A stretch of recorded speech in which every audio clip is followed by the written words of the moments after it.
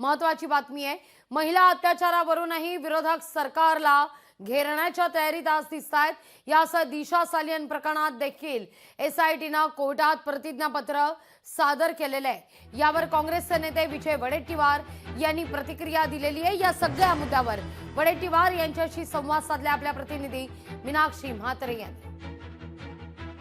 शेतकऱ्यांचा मुद्दा जो आहे तो बाजूला ठेवला जातोय, त्यामुळे आज देखील आपण कशा पद्धतीत मुद्दा उपस्थित करू? नाही, आजचं खरं म्हणजे खूप विषय आहे। त्या सरकारचं अपयश एवढं मोठं आहे की अनेक विषयाला त्या ठिकाणी, पण आज एक रायगड जिल्ह्यामध्ये 6 बलात्काराच्या घटना घडल्या।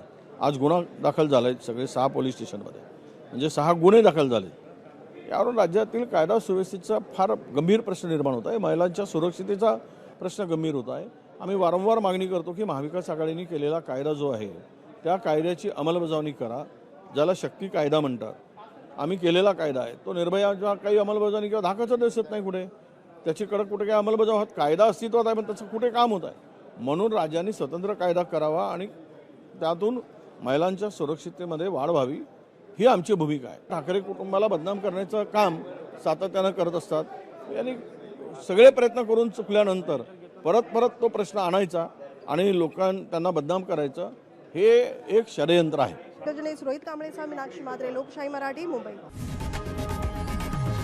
लोकशाही मराठी ऐका, पहा, जागरूक रहा।